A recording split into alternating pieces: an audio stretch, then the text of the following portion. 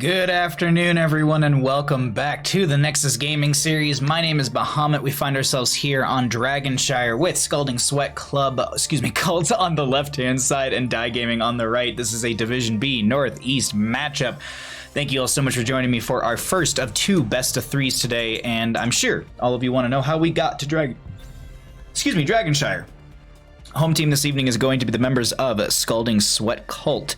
They lost the coin flip. They banned Infernal Shrines and Towers of Doom. The members of Die Gaming, winning the coin flip, opting for map pick priority, are going to get rid of Braxis Holdout and Battlefield of Eternity and choosing to take us to Dragonshire for map number 1, as that will give first pick, first ban over to our left-hand side. Tassadar already being removed and Diva to be banned out as well. Now, we did have a patch that happened yesterday. Unfortunately, I got to see it this morning when I woke up and I noticed that Cho'Gall was nerfed, so I'm going to have to write a very angry letter to Kyle Dates.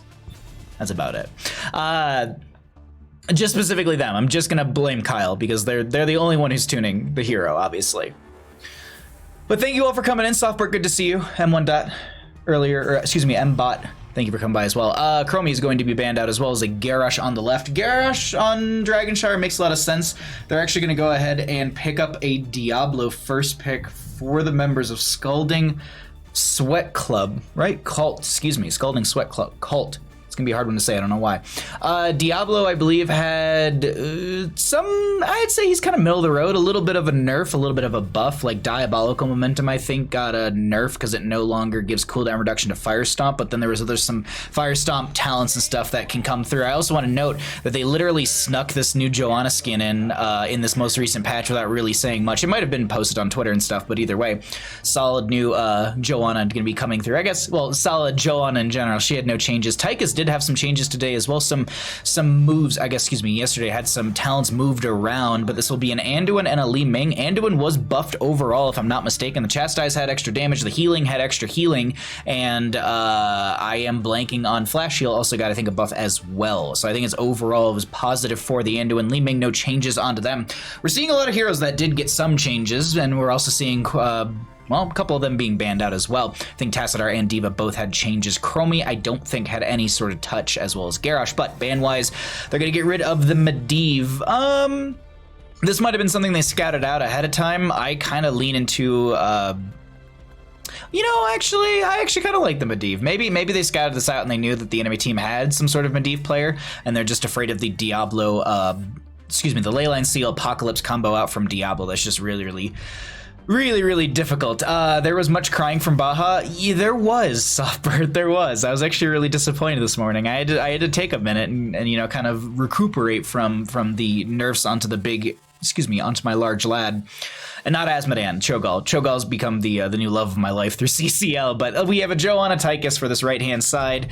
Something in the healing department would be great for them as well. Stukov will be wonderful. Alex Straza got some buffs today or yesterday as well. I like both of those as an option. Decker Kane is still just stupid powerful. They're actually going to go for Uther, and they're going to grab a Lunara as well. Now, I don't think Lunara did have some changes, and I want to say they were pretty baseline. I want to say they were buffs as well. I have to double check the patch notes. I was mostly upset about the Cho'Gall nerfs, I'll be honest. Mostly was just honed in on those ones. Last two picks, though, coming out from our blue team. They have the Diablo Li Ming. That's going to pair well with the Grey Mane. Anduin in there as well. They need a solo. I actually like a Dahaka or a Leorc. I think there's a lot more setup and a lot more playmaking ability with both of those heroes, but they're going to go for the Imperius. Now, Imperius did have a nerf overall into their kit, so we'll see if that changes any of the talent prioritizations through 1 through 7. I believe those are the only ones really affected. Last pick, though, coming out for the members of Die Gaming. They're going to need themselves their own solo lane into the Imperius. Imperius's wave clear is a little bit slow, so if they grab something like a Zool, they could literally just out wave clear them and maybe get a rotation from Lunara for the potential pick. I actually really like that. Like, I like a Zool or something with fast wave clear. Leorc wouldn't be a bad idea. Malthael's not a bad idea either, but they're going to go for the Yrel.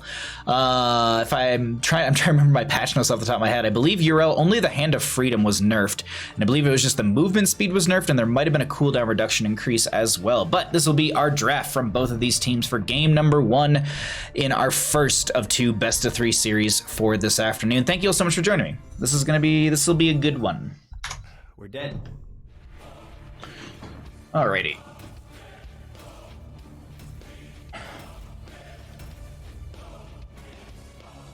The solo lane matchup should be pretty even. Like, I don't think one wins over the other. I think it's going to be the big factor of the rotations from either Li Ming Greymane on the left-hand side or Lunara, maybe Tychus on the right. Lunara is kind of the damage I'm expecting to solidify a kill. The damage over time should be enough, but let's also not forget that Imperius can get armor literally with regeneration globes at level 4. So we could see that press the advantage or press forward. I can't remember the specific name for that one, but I think that could be a big talent for them. Urella, I'm assuming, will just be Dauntless at level 1, which will mitigate some of the Greymane dive damage. I actually really like, if they don't go Dauntless, that'd be really confusing to me, but either way, let's go. I almost tried to lock into an Observer that doesn't exist, so let's go ahead and get into game here. On the left-hand side, we have the members of Scalding Sweat Cult. Bashing is going to be on the Imperius. Thicken? I think it's Thicken is going to be on the Li Ming, Broomji on the Greymane, Viper on the Anduin, and Broomboy on the Diablo. On the right-hand side, we have the members of Die Gaming. We've got Shmushka, oh god. 5, 4, 3, 2. Shamus Khan, sure, is going to be on the Urel. Kazarus will be on the Uther. Gecko is going to be on the Tychus. Glitterbeard will be on the Joanna, and Hydra Hawk on that Lunara. My apologies to our Urel player if I absolutely destroyed your name, but you're just going to be called Sham for the rest of the games that I cast, because my brain just was like, nah, dude, you're not going to be able to, you're not getting this one. It's not happening. We do have our Chastise connecting onto Joanna in the mid lane, but it's not going to really yield too much as Diablo steps forward for the regeneration globe. There's going to be a fire stomp, a lot of flashing, and a lot of just abilities being used here, but no one's really going to get picked off, so this will just be the rotations now continuing between bottom and mid from that core 4, I would assume. Very safe rotation coming out from the blue team, not playing aggressive into this mid area, as they also do have the Wisp out from that Lunara on the opposing side as well. Excuse me. I don't know why my brain flipped Lunara to the opposing side, and I was like, wait a minute, there's also Sentinel Wisp too. So they might have seen, like, you can see Broomboy's got the little red dot over their health bar. It's kind of obfuscated by the status effect, but you can actually see it right now. That little red dot over their head, it's something they can see as well. They know that they're seen by the enemy team, and that's what it signifies to them as well. So they know that there's a Sentinel Wisp in the bush somewhere around there, and they also know that it is, well, Sentinel Wisp, since they checked the talents, I would assume. This is the thing that I want to highlight right now. This is Sentinel Wisp vision. This is a lot. It's a lot of vision. And I think there's a lot of people who, like, don't know, like, Nature's Perspective at 1, I guess I could say there's definitely an argument for it, like actually into like maybe like Zeratools and like Novas. I don't know if you just want that in increased time for vision, but I like the idea, and I like the utility of Sentinel Wisp so much more, just because you just have so much extra vision provided to that team. Regardless, this is going to be 4 talent tier in favor for the members of the red side, as they do have a bit of a faster rotation between the mid to bottom, and the other factor too is they're grabbing these Siege Giants to add in more pressure. They do have Tychus rotating up into the top lane. Bashing not going to play this too aggressive. There's a Celestial Charge. They're going to dash forward into this Imperius, and Bashing will lose about half their health, and they'll be able to throw a Solarian Flame backwards and just mount up and disengage. But right now, mid lane needs to be defended by Hydra Hawk and friends, as this is a potential Dragonite for the members of Scalding Sweat Cult. As the overpower comes through, Iron Skin to be used to disengage. Condemn pulls them back in. Broomboy looking to step into this objective phase. Actually, no, just going to be backing off, as Thicken will be throwing a little bit of damage out here and there. Chastise connecting, but no real big setup afterwards. Still have the objective, though, in favor for the members of Scalding Sweat Cult, as the Celestial Charge will connect onto Sham. They're going to do their best to clear out this top wave, as bottom lane is reclaimed by Gecko. Broomboy gets the Shadow Charge in. Li Ming throws in the combo, but the dash from the Tychus will get them far enough away to avoid that damage. Want to just look at this level 1. They did go into press the advantage. This was one of the talents that was changed around and moved, so increased Tychus's basic attack range by 1. Now, I'm curious, what is that? Because, where are you, Tychus? Where are you hiding? So they go from a 4.5 to a 5.5, I'm assuming. I don't think it actually jumps when they auto. No, it's, yeah. And then they went into the bigger they are at level 4, which increased the damage bonus to 4%, while enemy heroes are above 30% health. But Minigun no longer has the effect on targets at 30%, which is also the change that came through. Kazarus is going to sniff out this camp down here, and they need Gecko down here, but this is going to be a 4v2 for the time being as there's a Shadow Charge in from Diablo, condemned to pull them in. Kazarus needs to back off with 170 some health. They're looking for this Greymane, but they're just not able to step in far enough. Viper's able to get some healing out. Broomboy getting low. There's going to be the condemn that pulls them back, and that'll be a leap of faith from Anduin to keep the Diablo alive. They tap well. They are 62 souls. And they're just going to clear out this campus. Tychus has channel in the bottom. There was a potential for a Dragonite, but the Imperius is already on point, making sure to counteract that. So with a little bit of that the rotation coming up into the top side, they're going to go ahead and say, let's just strong push into bottom lane, open this up a little bit further for ourselves, and potentially have some bottom lane pressure so we can maybe be able to hold over the lane a little bit better, since this will be well removed. Also to note, Wells did have their health and shield swapped around, so you're out now actually seeing it with mostly shielding. So it's what, roughly 2,200? Am I caster mathing this correct? 2,300. Yes, 2,300 shielding at least currently, and then 250 actual health if I'm reading that correct. Shadow Charge in, there's going to be the Shield Glare, just a lot of initial damage on the Broomboy, but this is a fairly full soul Diablo with Firestomp build, and they're going to be able to just walk away with 95 souls. They were at 60 something like not even a minute ago, so this is really, really good soul pickup coming out from our Diablo player as Glitterbeard tries to get the counter channel. We'll have that halfway over. Shield Glare for a dismount, also just to stop them from getting autos into their own minion wave to let that push up a little bit faster. Diablo will finish out souls. The only thing to also note out is going to be the level 1, the Wave of Light for the Uther is going to be at 40 out of the 60 stacks, and the Subdue for the Janna has not been picked up or finished out just yet. Reduce the cooldown of Minigun by 4 seconds, reduce the cooldown of Minigun by an additional 4 seconds after using Run and Gun. Okay. Dive onto this, Medallion use, Bashing will get away, they'll have that 5-minute cooldown, but this allows them to at least hold top lane and still stall out our first objective phase, as we do have a solid level lead starting to form here in favor for the side of Die Gaming as Broomboy gets the Shadow Charge in, Iron Skin to be used, blink over the wall from Thicken, and they back off. I'm just peeking into top lane as well. Let's actually cycle through some of the other numbers, get an idea of what those look like, because we haven't had a chance to look at those in a little bit. Thornwood Vines for the Lunar at level 10. And Divine Storm for the Uther. Not our standards that we do see, as this is, I think that's a Hand of Freedom being used by Sham, and they're able to back off as top lane will be reclaimed by our blue team.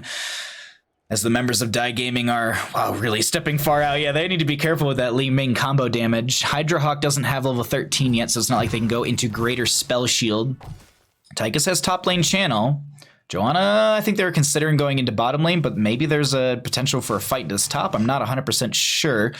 Glitterbeard doubles back. Let's see. When it comes to heroics, it's going to be, I guess the only really big, I wouldn't even say outlier, or just the weird one is going to be the Lightning Breath from the Diablo.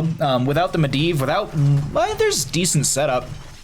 And there's decent plays you can make with the Apocalypse, but I think they just want to play off of the damage, the slows, and allow Li Ming and Greymane to, well, literally play off of that, as well as Sham is doing some double soaking, making sure they're keeping that experience and value in their favor, as I believe that's once again Hand of Freedom used. They bob and weave, they mount up. Well, they get hit by the Divine Star. Dragonite potential here, but they've got Gecko, Kazarus, and Glitterbeard in this mid lane, so they're going to be able to at least stall things out for now. As Lunara gets channel in bottom lane. This is, I can't believe, it's just still back and forth, back and forth. The level lead that they formed here, and it's still killless, I want to point that out as well, as it's just purely from rotations and just being able to grab camps. As Greymane's in mid lane looking for a channel, there's a light bomb onto the Diablo as they pop that lightning breath as well. There's going to be the counter channel in top lane as Sham's like, cool, we can count 5 in bottom. We're going to go ahead and just push into this top lane, open things up further for ourselves as Broomboy gets shredded right there. And here you can see the well shield is going to get decimated real quick, and I don't know if that makes that big of a difference. It feels like it was very, very quickly bursted, but they also had a decent minion wave on it, as there is a potential Dragonite mid lane, but now they need to be on the defensive side for Scalding Sweat Cult. as Die Gaming could potentially get this channel for the Dragonite. Imperius will reclaim top lane. Greymane pushing out the camp in top as well. Bottom lane will be this camp finished out. So Knights into bottom, and they're not even a wave away from being able to hit their level 13s and maybe even step into this enemy team more aggressively, because they've been playing this fairly aggressive on the side of Die Gaming. As they're going to exactly do this, they get the 13s, they walk onto this point, Curse Bullet goes out onto Kazarus. There's going to be the Hammer of Justice to lock down Diablo, and souls will be reset. Diablo's going to respawn immediately. Broomji is going to be able to clear out the camp, and they continue to push in with the camp that was initially grabbed. There's going to be Commandeer Odin out from the Tychus, and I want to point this out for everyone in chat. We still have not had a first objective phase of the game. It's still just been back and forth, counter channels into channels, as there's just a lot of same thing onto Broomboy. There's going to be some targeting from the tower onto a couple of these players. Also to note, in our most recent patch as of yesterday, all towers, forts, and keeps had a 10% increase on their damage, so giving a little bit more bite into these towers, keeps, and forts, as basically the developer's notes was stating. But here we can see Yrel gonna hold over top lane. This should be Dragonite potential unless Broomboy gets onto the point quick enough, and I think this will just be the members of Scalding Sweat Cult stalling it out once again, but they might lose a little bit in this mid lane. They're gonna lose their well at least. Glitterbeard actually trying to step onto this. Lunar throwing a lot of damage out as well. Did go into Siphoning Toxin at level 4. Ooh, well, that's a big stun onto Diablo, who does not have souls, and they get shredded this time. They get one Fire Stomp out, but that's really about it, as there's going to be a run for the camp over here on the right-hand side. And Gecko and friends need to remember that, you know, they could still go for objective, and on the opposing side of things, these archers are shredding through the top lane for it. One more arrow would be enough, I think. Actually, no, it's 222, so they'll need a little extra damage right there, but Bashing is setting up in the bush. There's going to be a Thornwood Vine to just poke and check that out, but there also is the Wisp in that bush as well, just to be able to get the vision. So they kind of knew that Imperius was already standing there. Bashing is going to get the Celestial Charge. Might have not worked out for them. They might have been trying to come through the wall to be able to get towards that camp, which they would have survived. And now Yrel and friends are considering to press the advantage. They want to literally step into this enemy team, going to steal away their camp.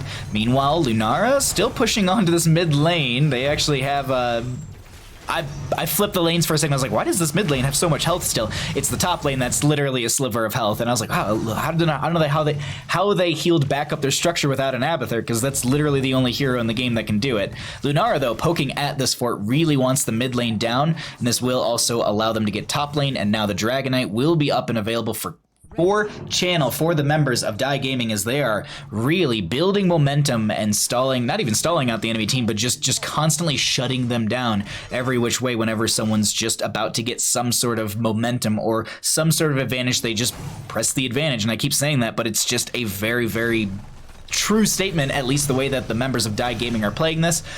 Scalding Sweat Cult need to find themselves 2 levels unless they really want to take a fight down a talent tier, and that's real risky. With the Lunar and the Dragonite, they could try and maybe find like a very quick dive into someone, but Imperius is going to manage top lane. Seems like they're going to just spread their assets across the board and be able to just pick up as much experience as possible, looking for that 16 talent tier and an even talent tier fight soon.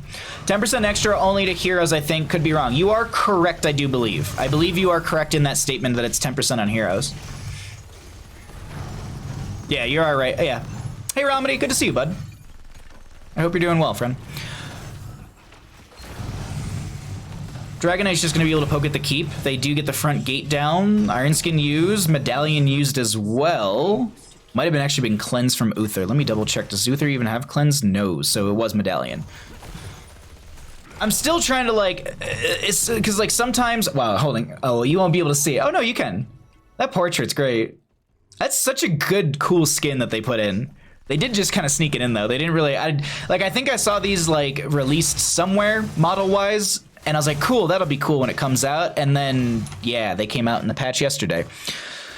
Another objective phase shouldn't be too far off from announcement, as it's going to be 16s up on both sides. Celestial Charge not connecting up in this top lane. Sham going to try and dive onto them as the spell armor's reduced. Nice Righteous Hammer to throw them back, but Imperius is going to have a little armor themselves and be able to just sustain this fight, as they're playing around the vision, at least the Li Ming was, and I think Yrel sees a couple members over here, so they're going to go ahead and say, all right, there's a lot in top. Let's go ahead and just push hard bottom lane and try and find a keep, as everybody except Imperius is going to be hearthing out to come into the this bottom lane as the keep's already down to half health. The wave now just connecting onto this keep itself as they can continue to pressure onto this Broom Boy without souls. 94 needs a couple fire stomps here, not even to be able to get a couple. Oh, they're literally 99 souls. There they go. They finish that out as there's an invade onto the backline from Imperius, but they are just chain CCing the Stabby Daddy, and they're going to turn that around onto them as Angelic Armament was used, but that is not going to stop them from getting dove and picked off as Urel dives in further. There's going to be a lot of push pressure from Diablo as they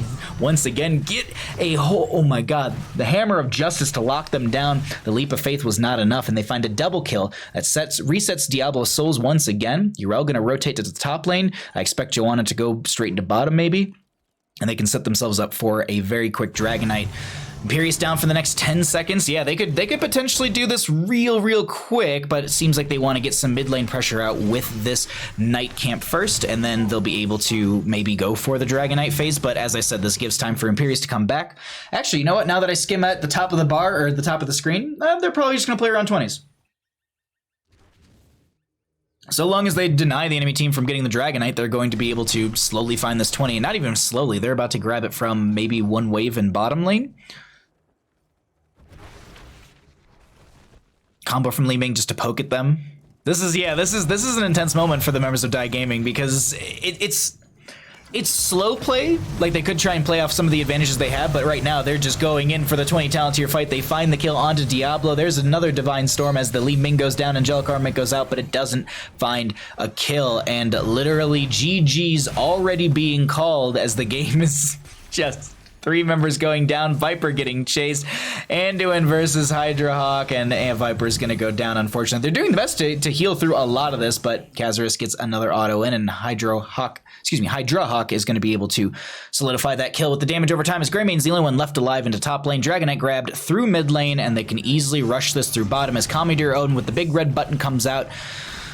You gotta put the big red button on the core, not yourself, Gecko. Might have been for the minion wave, but it looked like they actually literally put the big red button on themselves. Curse Bullet just to poke at Glitterbeard. The Dragonite moving in through mid lane. They're going to just tank some damage from this keep, get a couple autos in onto that, and the GGs are called. This will be game number 1 going over to the side of Dai Gaming. GG, well played.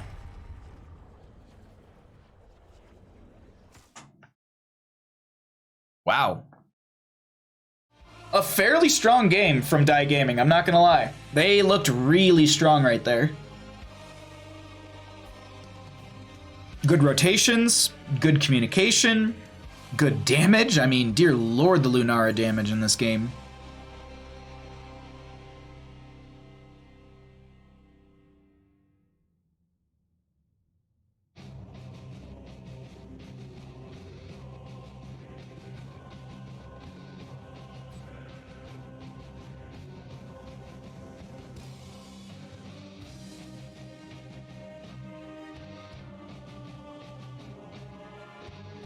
Yeah. Nothing against the members of Scalding Sweat Cult. Dear lord, I don't know why I want to say club. Scalding Sweat Cult. It was just really well played from Dai Gaming. It was just kind of everything that they wanted, and seemingly, well, they got it, obviously. We're already loading into the second game, so that's already, wow, they are speed running our match tonight. So it looks like this will be, I'm assuming, this from them and this from them.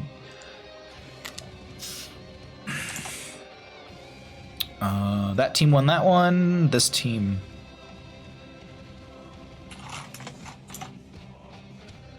I believe this is going to be the map pick of them. Okay.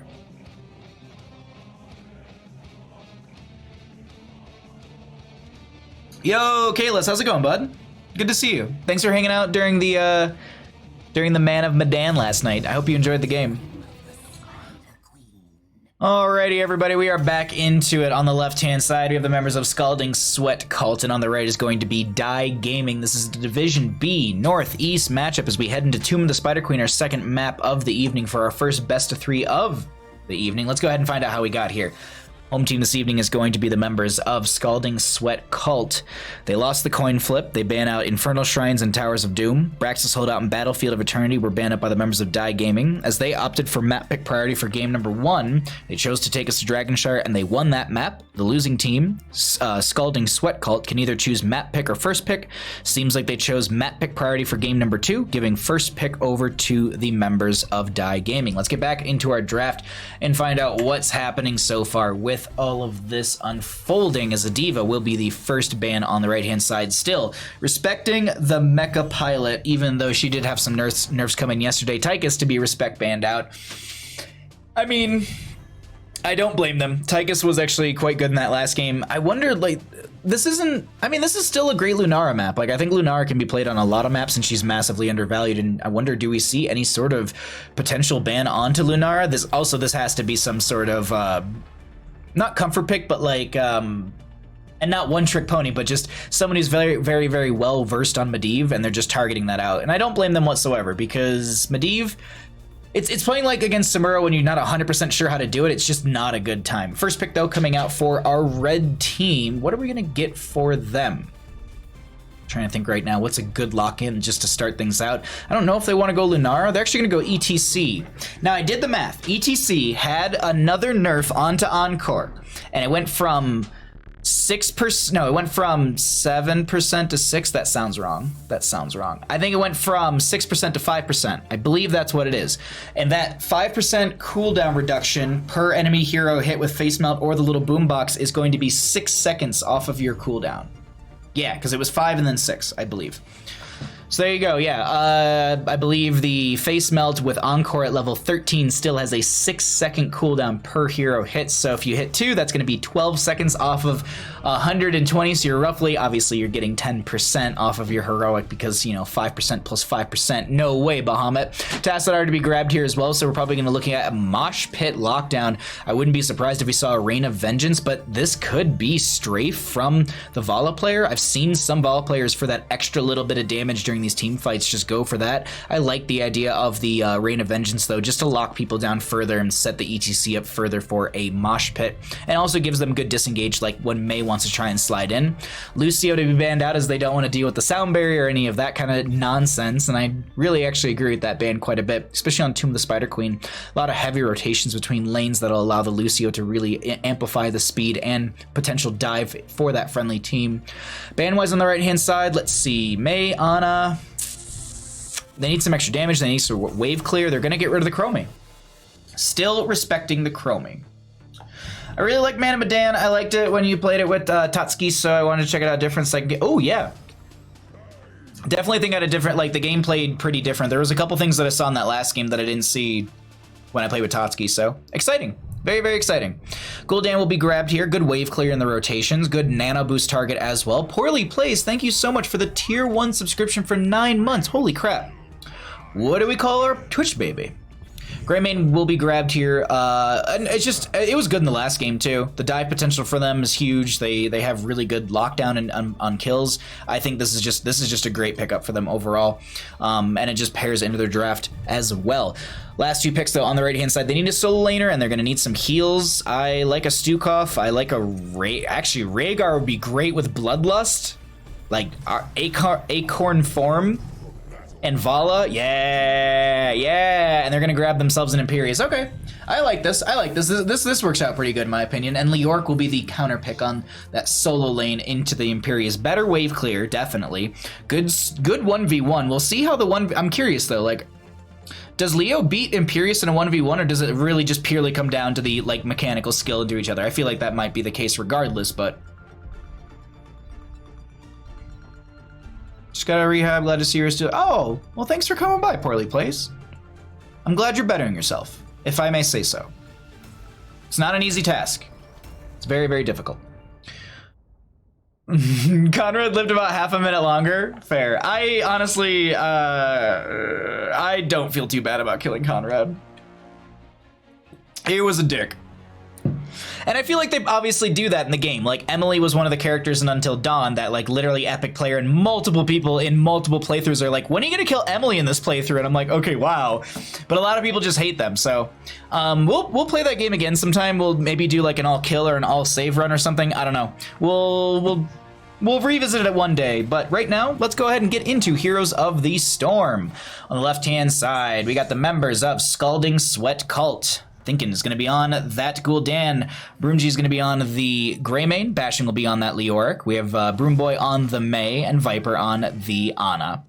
On the right-hand side, we have the members of Die Gaming. We are going to have Glitterbeard on the ETC. Hydra Hawk will be on that Tassadar. Kazarus will be on the Rhaegar, Gecko on the Vala, and Sham is going to be on the Imperius, the stabby daddy, if you will. Let's go ahead, check out our level 1s, and see what our first engagement will be looking like. Yeah, exactly, Kalis, like... But they do that on purpose. Like, when Day and I plan to play Little Hope together on October 30th, which is a Friday, so basically... what, like 21 days from now or something like that? But yeah, we'll, Day and I will be doing that together because it's supposed to be a co-op game, and then, yeah. There's probably going to be someone we hate in that one as well. Oh my god, Poorly Plays, holy crap, thank you for gifting 5 subs. I'm going to resend your alert when we get out of game because I have them off during casting, but holy crap, thank you for grabbing Ouija, Nematode, Geo, Pinman, and Zero. Thank you so much, Poorly Plays, holy crap, thank you for the support. That actually might have pushed us into our November sub goal. I have to double check when we get out of this game. Please remind me, because I broke our sub goals when I was doing stream stuff, but I have it saved in another scene in OBS. But holy crap, I think we might have hit our November Bob Ross. Holy crap, thank you. Rhaegar gonna dive in. Sorry, let's focus in on the game. I'm just blown away by your support. Thank you so much. Really appreciate that. Bottom lane, Leoric bashing versus Sham seems like, as we were kind of talking about in the draft, this is going to be Imperius. Their wave clear's slower, and I think they're realizing that, so they're just gonna try and freeze the wave a little bit and just play this bottom lane slow, because this 1v1's a little difficult. The Celestial Charge doesn't actually interrupt the spooky hand, the Spectral Leech from Leoric. Seems like Leoric's actually losing out now that we're down focusing onto this. It might have been a different play earlier, or it might just be... Well, it's not talent here because we're not even at 4 yet. This is... Okay, no, it is. It's Leoric slowly whittling them down, and it's just this slow trade in health, but Celestial Charge will connect, Power Slide through. Do you have a spooky Wraith Walk to get out? They do. That's the Kazarus, though, itching for the blood. Vala vaults forward, Tassadar Force Wall, and Rhaegar gets the bite butt to solidify first blood for the members of Die Gaming. But with all that dive, they end up losing a little experience from the rotations. They need to make sure they catch that, especially in the top lane as I'm watching the wave die to the front wall, and there's probably going to be some experience just sitting right there, and that's the little bit of deficit you're seeing. Yes, they got a kill, but they ended up having to focus so much on the rotation from the entire team that this yielded some loss in that top lane. Thank you so much, Poorly. I appreciate that. I missed the first half of Until Dawn Sleep. I'm actually sleeping normal function with this. Oh yeah, I mean the VOD will be on my channel forever because I'm partner, and I don't think there's a limitation on my VODs anymore because I'm partner. I don't know. I might have to actually change some setting in the background, but it's at least up for 30 days because Amazon Prime. Because if you have Prime, I think you can keep all your VODs for 30 days, maybe 60. Actually, might be 60 with Prime. Power Slide through from the ETC. Broomboy's going to get body blocked. At least they're going to do their best to body block as Kazarus goes for the bite. But once again, there's going to be a Shockray from Hydra Hawk.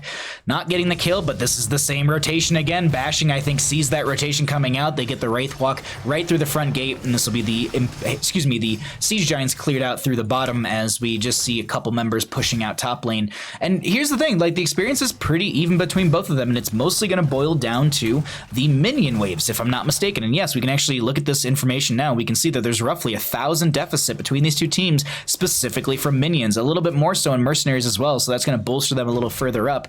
And it's not the biggest deficit in the world, but it's just things like this really start to build a momentum for a team, regardless of kills or not, giving them a little experience advantage through a map where it's very, very much in the favor of pushing waves consistently is definitely something you don't want to do. But Force Wall will go through the Force Wall will go to the far side of that turn in. They do have Electric Fence, so that does stall things out because they did add in that little extra damage from the Electric Fence, and they also have a slow, which could potentially set them up. The nice thing I like about Electric Fence is the way that a lot of people typically walk away from it. Well, a lot of people, when you cast a Force Wall, they run along the Force Wall and then around it, instead of walking towards the enemy team and then around it to avoid the slow. So you can usually get some value from that. Obviously, it depends on your play level. Something in the Grandmaster area might kind of already know or see that and kind of just be like, all right, I know how I get to play against this, but someone like me just might walk against it because they're panicking. Power Slide, I guess, excuse me, that's going to be icing from the Mei, very close to the Power Slide. Going to try and bop Glitterbeard around, but this will be just the Tassadar going back in the top lane and continuing to soak things out as the experience gap is starting to close between these two teams, and turn availability is highly available for both sides as well. ETC going to turn a few more. Let's actually go ahead and look at some of the who's holding what. Tassadar, Imperius could turn on the right, and for the left-hand side, it's Greymane, Gul'dan, or Mei, or literally anyone who picks up a single gem in a rotation or a wave. So right now, they're going to be watching this top one. It looks like Imperius is kind of hovering over here. Sham going to try and go for the turn-in, but this is Broomboy stepping up as well. They're not communicating this well enough, or at least to the friendly team. No, they're going to try and race it. Unfortunately, Mei will be able to turn in first, and that will be blue Webweavers descending in favor for the members of Scalding Sweat Cult, as they have grabbed first objective. Can they get some extra pressure off of this, as it still is an even game in experience, 0-2 in kills? And I want to cycle through those other numbers, get an idea of what the damage, experience, and healing is looking like on our Tomb of the Spider Queen game, as this is Leoric in bottom lane. Looks like they went for a potential dive, didn't work out, and they don't want to lose too much in top. The reason they're rotating into top lane and making this such a priority is because Boss plus Webweavers is often how a lot of teams end Tomb the Spider Queen in the later half of the game. So we're talking somewhere in the 14-ish minute mark of the game. A lot of teams will kind of go for that boss grab after getting a kill or two because the death timers have increased quite a bit, and then they can spawn a Webweaver during that. So they have Boss plus Webweaver, which really can amplify the siege potential with the necrotic wave, as I like to call it, this big purple wave that's about to come out. And then you also have that boss slapping and throwing down some stuns on the ground. Follow vaulting forward, going to be looking for the damage onto Viper. Isn't able to get the kill, but that's a power slide from ETC catching the toe of Mei, who uses their Gladiator's medallion. The electric fence coming out as Broomboy gets shut down, and they find another kill in favor for the members of Die Gaming. Scalding Sweat Cult. This is where they might start to fall behind in experience. These later game kills are really going to jump that experience up, and you can also see that they're going to make these rotations into top to grab more gems. Casanova, I believe, talked about this in last week's CCL, and we kind of harped on this quite a bit about gem priority, and almost we can talk about it in the sense of like Dota or even League of Legends gem economy, because gem economy on Tomb of Spider Queen is not something I think a lot of people talk about or consider, and this is what I really like coming out from Die Gaming in comparison to Scalding Sweat Cult. Both of them had turn availability, but they sat and did more rotations on the side of Die Gaming, and they had basically back-to-back turn-ins set up before this I think before the previous Webweaver phase, and that was something that Casanova was harping on, is just like, you need to kind of set yourself up for double Webweavers, as that's a wonderful Horrify. Unfortunately, the multi-shot will come out from the Vala to get the kill, and Avalanche was used from the Mei as well to try and force the enemy members off of their Gul'dan, but the Horrify bought a little bit of time, Vala making the quick rotation over there, and that was just a really good call. But the one thing that I want to kind of circle back to really quickly is the fact that the members of Die Gaming, they can go through this Webweaver phase, and if they're able to get the turn in, they can basically have back-to-back Webweaver phases, which means that the waves will already be pushed up and the Webweavers will descend further down the lanes. For anyone that doesn't know how they work, it's very similar to Garden of Terror. The Garden Terror will spawn up as far as your minion wave is. So let's say your minion wave just spawned at core and there's nothing further down the lane. That is where the Garden Terror spawns. In Tomb of the Spider Queen, it's very similar, but the Webweaver will descend up as far as the enemy minion wave is pushed. So let's say mid lane is right here. Let's say this wave just disappeared and there's one respawning at core, like all the way back over here. Your Webweaver would descend actually up to this wave over here, not to all the way back there. It's just a little mechanic that is a little different on these two maps. The other thing to note too is that the Webweavers slowly lose health over time versus the Garden of Terror, which does not. So that kind of changes up the reason for that. Some of that sieging values, bashing takes a lot of damage. There's going to be an icing from Broomboy, locking in quite a few. Bloodlust from Rhaegar, but that's the beard going down. They're going to try and turn this around, looking for a 1-for-1. It will be exactly that. Toilet Bowl coming out onto Viper. The Shock Ray will be there, and Thinkton is trying to live through this, but there's another Shock Ray to solidify the kill, and Broomboy needs to get the icing out, as there's again Naying Cocktail through the wall, but it doesn't connect. And now this is what I'm talking about. They get a couple kills. They lost their cow, but they're going to go ahead and go for second Webweaver phase, and this is face smelt at level 13, so they're gonna go for the slows. No encore at level 13, and no, God, I can't remember the other one, which is hitting multiple heroes gives you cooldown reduction, if I'm not mistaken, which is the other 13, which is basically like, it basically looks like the actual face smelt talent. It's got like the brown coloring in the background. But either way, can I post a link or clip in the Discord? Absolutely, Earth. Yeah. Wish I could get Amazon Prime, but Amazon still refuses to take my money. That's rude of them. Hey, hello, Valeria? Valera, I think it is. I think I mispronounced it. Sorry about that, but I hope you're having a wonderful night. Okay, all right, let's see what we have Webweaver-wise and what's happening across the board. So this was back-to-back Webweavers. These are going to descend up, and they won't get the top lane fort. Seems like they're actually going to see the Gul'dan in top and try and siege in hard through bottom lane. This Webweaver over here, if you can actually look on the bottom right of your screen, does signify how much health it has. And also, the little cursor at the bottom actually signifies this is the bottom lane Webweaver. The ones on the side over there actually signify mid lane, and that little arrow right there signifies that is going to be top lane. It's cool. There's a lot of cool little graphics in this game that help you out. And for a lot of us, they're just like, yeah, Bahamut, I know what all those do. But like some people are newer and they don't know. Like Towers of Doom, you actually have little dots around every single one of the altars that signify which lane is controlled by which team. So, you know, there's usually 3 blue on the left and 3 red on the right. But it changes, obviously, if you manage to get a pick onto one of those forts, as that's going to be a pick onto ETC. The Entomb coming out, zoning back the team, but they get the counter kill onto the Gul'dan. Rain of Vengeance comes out, but the Avalanche forces the Vala away. We're going to have the Toilet Bowl, or the Black Hole, coming out from Tassadar. They're going to trade the ETC once again, find a double kill. Looks like they're going to go for Boss, and they could look for Boss plus Webweaver, as they have managed to consistently pick up gems, and they're looking comfortable for another turn in here with this Boss as well. This is very, very well played coming out from Die Gaming. Hope you're glad to see you casting every day has been well. It has been pretty good. It's been pretty good. I did some work today. I don't know. Some days when I do my drafting and I don't like turn a project, I feel like I don't do enough work or I'm not good. So it's one of those days, but it's an all right day. It's an all right day. We're talking about Here's the Storm. We're here. We're hanging out. Thank you all for joining me. Thanks for supporting. Really, really do appreciate it. So Boss plus Webweaver is going to be attempted. Now, here's a little remark or a little critique that I want to make on all this. During that Boss phase, I think and this might have been them just being a little worried that they might get invaded and splitting the team, but typically what you want to do is you want to rotate your team in and out of the Boss phase to slowly start turning in, so that way you have Boss ascending through lane and then the Webweavers right on top of that as well. What's going to happen here is the Webweavers will descend just after the Boss, giving you kind of a delayed wave, and they can clear out the Boss, and then the Webweavers will push up with the actual wave itself, and now this is where the true siege will begin. Like the Boss itself got a little bit of value.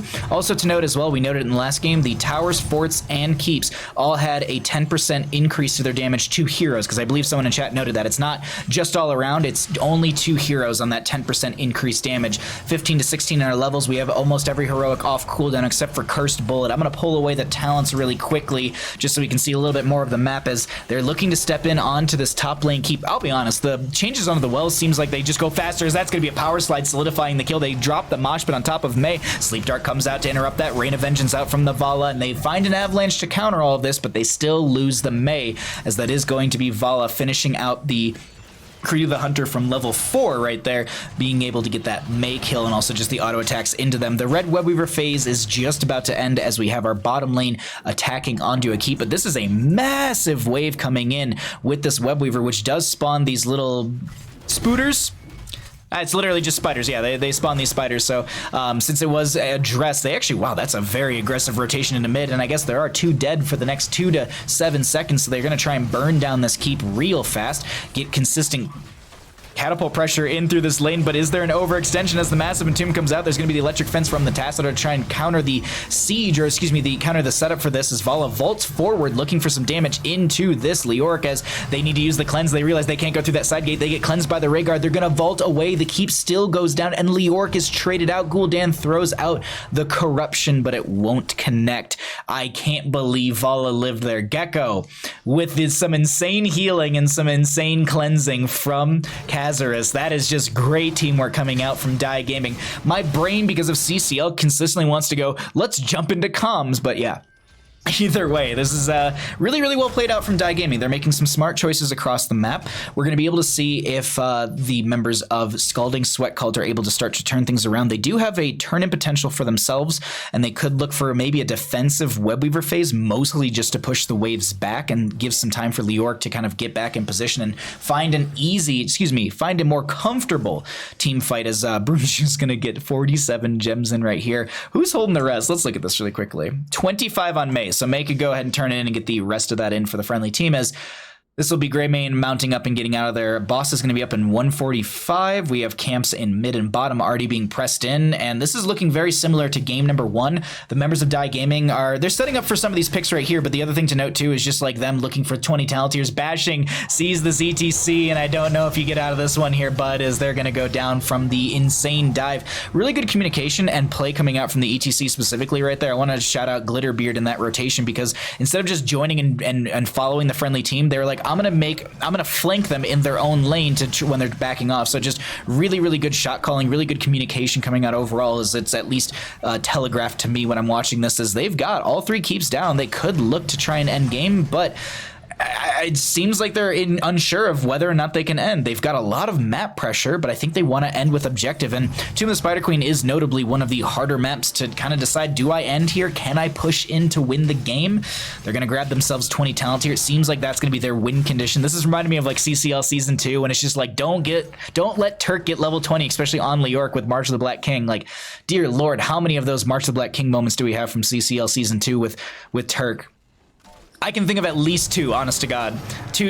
No, actually three decent ones. I think there was a Volskaya one for sure. There's a Infernal Shrines one where I actually highlighted that in a clip thingy. And then I think there was like a Dragonshire one as well. As that's going to be a Rain of Vengeance coming out. The Horrify comes out from the Gul'dan as well. There's going to be the Black Hole from the Tacit. Our Broom Boy's going to be the first one to go down, as they're going to be able to back off, but Glitterbeard will go down, dropping the Death Mosh, which causes Leo to have a break dance, and they're going to find the kill into them. Gul'dan goes down. Broomji going to be backing off. The GG's called, and it looks like game number 2 goes over to side of Die Gaming. They take our first series of the night in a 2-0 fashion. GG. Well played.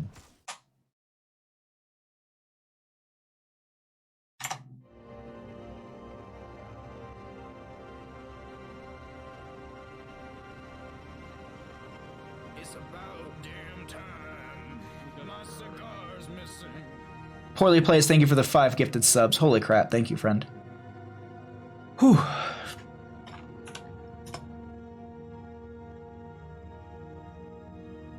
Hey, Harkin, what's up, bud?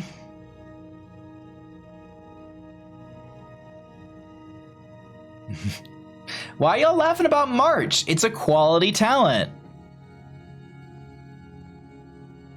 I don't know what you mean. Like, March is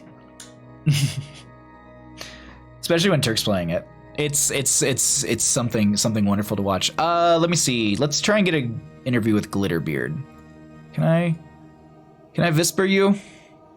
Save to build? No. I just want to whisper them. Where you at, Glitterbeard?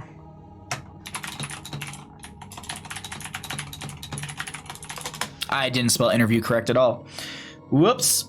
Let's do this, and we'll get someone in here in just a second. Just got home from work? Nice. Well, I hope your workday was easy.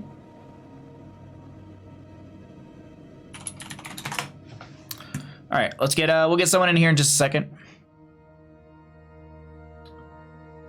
There was at one point I missed an entomb on 2 people instead of geographically locked 2 people in tight space between walls and map pins. Oh, nice.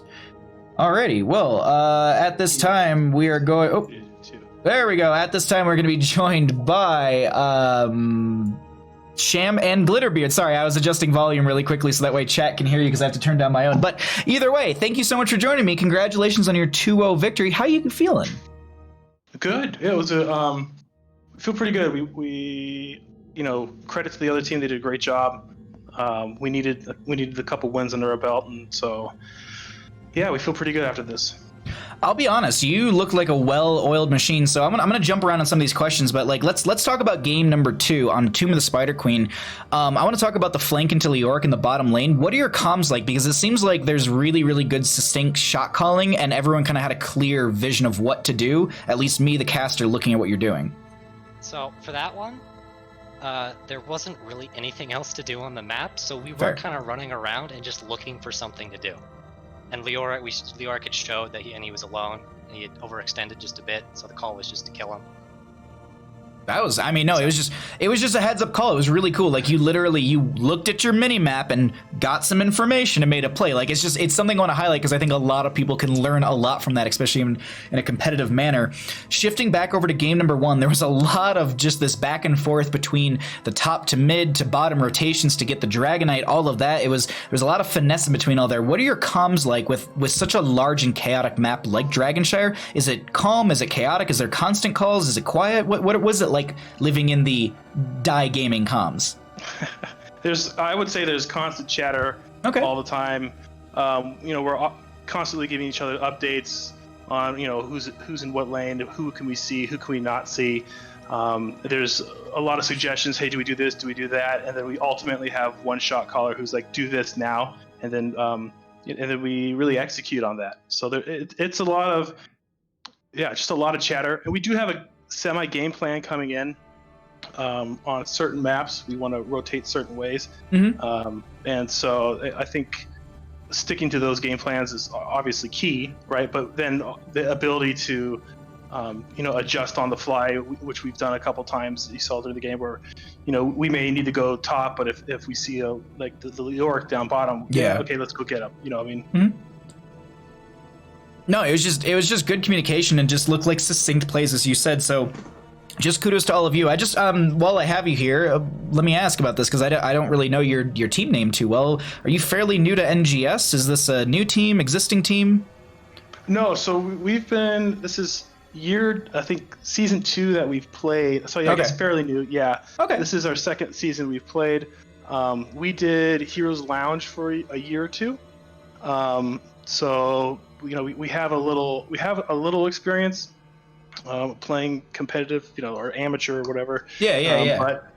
But so we're still learning the ropes here at NGS. We were in B West last season, but most of us are on Central or East Coast, and it was just getting too late to play those games, so we moved to be East this year. Or this season, I should say. Hey, fair. It was a good game, and I was just curious as to how long you've all been together, because definitely there's been some developed communication and plays coming out from all of you. Before I let you run out of here, are there any? Go ahead. We've played together as a team. We've been together a long time. 4 of us work together. Oh, nice. We spent a lot of time playing, and then one of us is Connor, Seamus Connor. He's kind of the outsider coming in. He's the brother of one. I'm the only one who isn't almost 40 years old. Hey now, as someone who's going to turn 30 this year, I take semi-offense to that. That's a dig at me because I'm almost 40. So he's taking a little jab there. No, it's okay. No, we've played together a lot. That's great. Before I let you run out of here, are there any shouts that you'd like to give? The floor is all yours. Seamus, all yours. You do it. Shouts to the boys, of course. I always have a blast when I play with these guys, especially because of NGS. It's pretty cool. I have a lot of fun, much more than just regular HOTS, because there's a whole new layer to it and strategy that I love. So shout out to the people who set that up. Shout out to you, the casters, who make it entertaining to watch. Yep, agreed.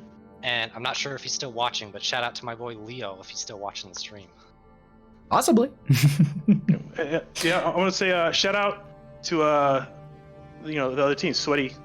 They were we enjoyed playing them. Awesome. Well, thank you so much for the interview. Sorry for murdering your name, Seamus, in game, and you all have a wonderful night. Congratulations on your 2-0 victory. Actually, it's Shamuskin.